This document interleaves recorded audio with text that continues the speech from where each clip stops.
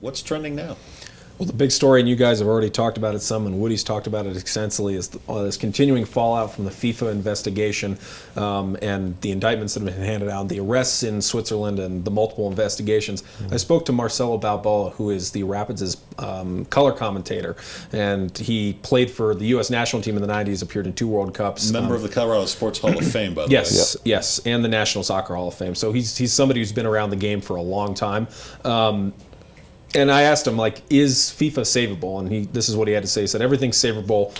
But the thing that he really pointed out is that this is not everything right now, that as the investigations go, like, more is going to end up coming out and more is going to come out. More things that he thinks that are going to be really shocking to us about just how deep-seated the corruption was.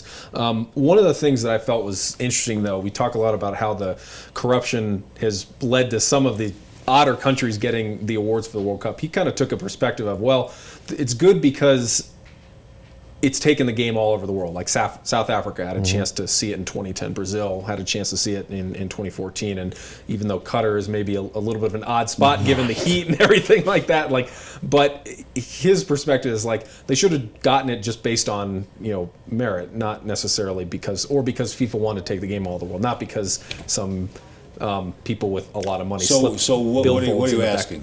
My question is at this point is, do you guys see this as something that can be saved? Can FIFA as an organization be saved out of something like this? With or the jaws of life? Not in its current form, because it has been corrupt for forever, it seems. When you're talking about $5 billion that's lining the pockets of FIFA members worldwide, it needs to be torn apart and put back together, and maybe there needs to be some world organization, some government even, although governments tend to screw things up. That's so hard to do because they're an organization that goes all over the world. I mean, there need How to do be you oversee? Yeah, how do you there need to be oversee FIFA? Mechanisms in place that oversee FIFA.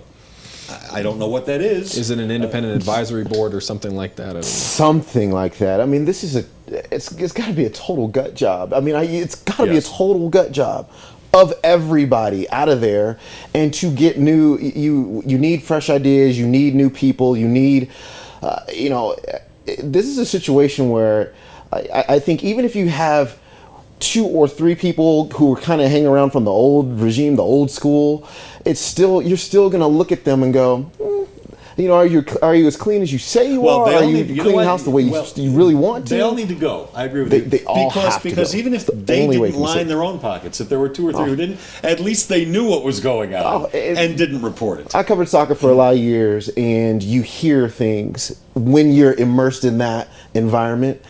And the Qatar, when they were awarded, I'm telling you that was like the red flag of red flags. That's what it was. Yeah. Really? I mean, and it's that part of the world in that heat. For sure. Come on. For sure. I mean, it should have been a red flag to everybody, but that was the start of all this.